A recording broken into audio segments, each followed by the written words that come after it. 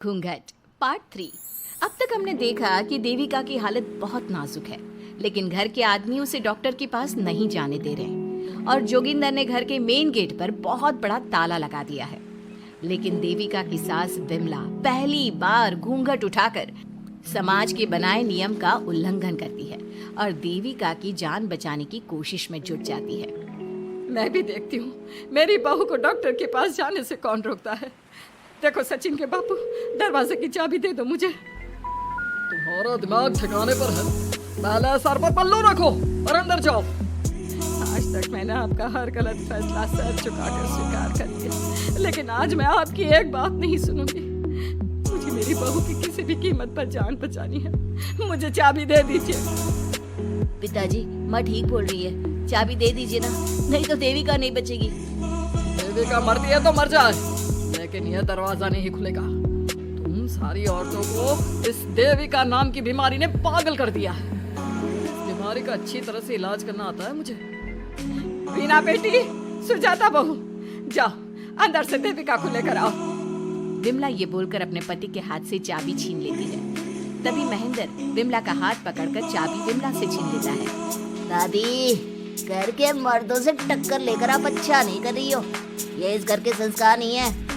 महेंद्र की बात सुनकर कम्मू अपने पति के हाथ से चाबी छीनकर कहती है, इस घर के संस्कार क्या है हम अच्छी तरह से जानते हैं। आज इस घर का दरवाजा खुलकर रहेगा और देविका डॉक्टर के पास जाकर रहेगी। भाभी, ये लो दरवाजा खोलो। विमला ताला खोल देती है। तभी वीना और सुजाता देविका को लेकर आ जाती हैं। घर की सारी औरतें देविका को लेकर घर से जा रही होती है कि तभी सुजाता का पति मोहन उससे कहता है, सुजाता, तुम देविका को लेकर इस घर से निकल तो रही हो, लेकिन याद रखना, अगर तुमने एक कदम भी बाहर निकाला तो वापस इस घर में मत आना। मैं देविका के साथ अस्पताल भी जाऊंगी और वापस इस घर में भी आऊंगी। देखती हूँ कौन रोकता है मुझे। देखता हूँ कैसे इस घर के अंदर कदम रखती हो और कौन तुम्हारी मदद करता है। कानून मेरी मदद करेगा और कारट के दरवाजे हर नागरिक के लिए खुले। मोहन को अपनी पत्नी से इस तरह बात करता देख कल्याण मीना से कहता है, मीना, तुमने देविका का साथ देकर अच्छा नहीं किया। अगर तुम अभी भी इसके साथ गई तो अपना और मेरा रिश्ता खत्म समझना। मुझे कोई फर्क नहीं पड़ता। तुमने आज तक किया ही क्या है मेरे लिए। तुम खुद घर जमाई बनकर मेरे घर में रह रहे हो। कभी 100 रुपए की साड़ी दिलाई है मुझे। मेरे आने से पहले मेरा घर छोड़कर निकल जाना, समझे? ये बोलकर वीना और घर की सभी औरतें देविका को अपने साथ अस्पताल ले जाती है। वहां जाने के बाद डॉक्टर जल्दी से देविका का चेकअप करता है। चेकअप करने के बाद वो गुस्से से कहता है, ये क्या किया है तुमने? क्या हुआ डॉक्टर साहब? आपकी बहू की इतनी ज्यादा हालत खराब है और उन्हें चोट भी लगी है, फिर भी आपने उन्हें हॉस्पिटल लाने में इतना लेट कर दिया। आपको 3 दिन पहले ही इन्हें हॉस्पिटल में एडमिट करवाना चाहिए था। हमसे गलती हो गई डॉक्टर साहब, लेकिन आप जल्दी कुछ करिए। हमारी बहू और उसके बच्चे को बचा लीजिए।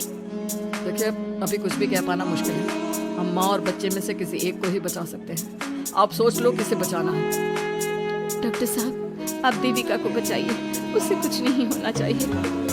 देखिए, हमें देविका का ऑपरेशन करना पड़ेगा। आप इनके पति को बुलाइए, हमें कुछ पेपर पर साइन करवाना है। डॉक्टर की बात सुनकर सभी औरतें सोच में पड़ जाती हैं।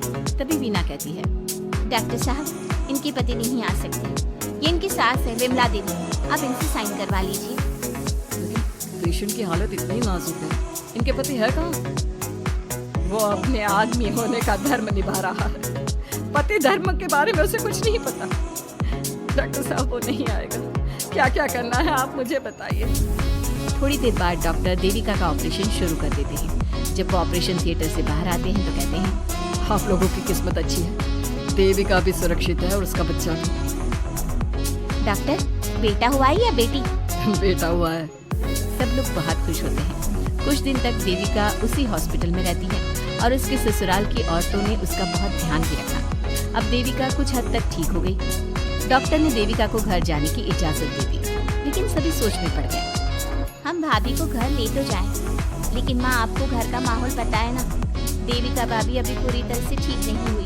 भाभी वहाँ आराम नहीं कर पाएंगी और पता नहीं घर के सारे आदमी हमारे साथ क्या करेंगे। माँ, क्या हम डॉक्टर से बात करके देविका को थोड़े दिन और यहाँ नहीं रख सकते? जब वो पूरी तरह से ठीक हो जाएगी तो उसे यहाँ से ले जाएंगे। ये बात सुनकर विमला सोच में पड़ जाती है। तभी कम्मो कहती है, तुम दोनों ठीक कह रही हो, मैं अभी डॉक्टर से बात कर लेती हूँ। कम्मो डॉक्टर से बात कर लेती है और देविका कुछ दिन में बिल्कुल ठीक हो जाती है। देविका अपने बच्चे को गोद में लिए बाकी औरतों के साथ अपनी ससुराल जाती है, लेकिन घर के सभी आदमी उन्हें दरवाजे पर ही रोक देते हैं। खबरदार, तुम में से कोई भी औरत अगर घर के भीतर घुसी, अगर तुम घर में कदम रखोगी तो घर अपवित्र हो जाएगा। घर हमारे कदम रखने से अपवित्र नहीं होगा, बल्कि आपकी गंदी सोच की वजह से घर क्या, अरे पूरा समाज अपवित्र हो रहा है। सुजाता, मैंने मना किया था ना घर से बाहर जाने के लिए। अब एक काम कर, जैसे यहाँ आई है वैसे ही यहाँ से सीधा अपने मायके लौट जा। क्यों जी, क्यों चली जाऊँ मैं अपने मायके? मैं जब तक चाहूँ यहाँ रह सकती हूँ। अगर आपने मुझे इस घर में आने से रोका तो मैं आपकी पुलिस में शिकायत कर दूँगी। रीना, इन सब की तरह तुम्हारा भी दिमाग खराब हो गया है। अब मैं तुम्हें बिल्कुल बर्दाश्त नहीं करूँगा। तुम्हें ऐसी सजा दूंगा कि तुम याद रखोगी। सजा बाद में देना, पहले मेरे घर से बाहर निकलो। खुद पूरी जिंदगी में एक घर नहीं खरीद पाए और मुझे सबक सिखाने की बात बोल रहे हो। देखो बिना, तुम इस घर की बेटी जरूर हो, लेकिन कल्याण इस घर में ही रहेगा। उसने बहुत कुछ किया है इस घर में, लेकिन तुम अब यहाँ नहीं रह सकती। क्यों नहीं रह सकती? इस घर पर मेरा उतना ही हक है जितना सचिन का। देश के कानून ने मुझे ये हक दिया है। अगर मैं चाहूँ तो कोर्ट का सहारा लेकर इस जायदाद का आधा हिस्सा ले सकती हूँ। और हाँ कल्याण, तुमसे तलाक भी ले सकती हूँ। मीना, देविका के साथ रह रहकर तुम्हारा दिमाग भी खराब हो गया है। और कम्मो, मैंने तुमसे कितना मना किया, घर से बाहर मत जाओ, देविका की मदद मत करो। मेरी एक, अब तुम इस घर से और मेरी जिंदगी से चली जाओ। ये कदम उठाकर तुमने बिल्कुल अच्छा नहीं किया। ये कदम तो मुझे उस समय उठाना चाहिए था जब मैं माँ बनने वाली थी। आपके झूठे अहंकार और गलत नियमों की वजह से मैंने अपने दो बच्चे खो दिए। अगर उस समय मैं दाई अम्मा से इलाज ना कराती और हॉस्पिटल चली जाती तो सचिन के बराबर मेरे भी 2 बेटे होते। सभी पति इस बात पर अड़े हुए थे कि वो अपनी अपनी पत्नियों को घर के अंदर नहीं आने देंगे। देविका बहुत देर तक सबकी बातें सुनती रही। फिर उसने अपने पति से कहा, सचिन, तुम्हारे घर के आदमियों की बात तो मैंने सुनी, अब तुम बताओ तुम्हारा क्या फैसला है? देविका, मुझे माफ कर दो, मैं तुम्हारे लिए कुछ नहीं कर सकती, मैं मजबूर हूँ। मुझे पता था सचिन, तुम्हारा यही जवाब होगा। मुझे अपने आप पर हैरानी है कि मैंने बिना रेड की हड्डी वाले आदमी से प्यार ही क्यों किया, शादी क्यों की।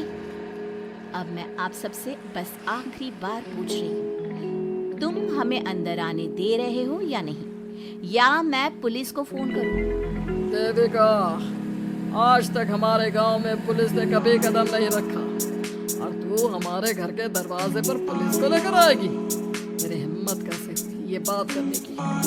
आज तक इन औरतों ने घर से बाहर कदम नहीं निकाला था और 2-4 दिन में तूने इन सबको इनके अधिकार भी याद करा दिए। तो तुम बिल्कुल इस घर में नहीं आ सकते। घर की औरतें घर के बाहर खड़ी थी और घर के आदमी घर के दरवाजे पर। उनकी लड़ाई देखकर पूरा गांव इकट्ठा हो गया। देविका को अस्पताल पहुंचाकर घर की औरतों ने काम को अच्छा किया। इस काम से देविका और उसके बच्चे की जान भी बच गई, लेकिन उनकी जान बचाने की कीमत घर की औरतों को कैसे चुकानी होगी, इसके लिए आपको आने वाला एपिसोड देखना होगा। और हमारे प्यारे दर्शकों, हमें कमेंट करके जरूर बताइए कि देविका के साथ बाकी औरतों को क्या करना चाहिए। क्या उन्हें घर के अंदर जाने के लिए संघर्ष करना चाहिए या फिर वो घर छोड़कर चले जाना चाहिए?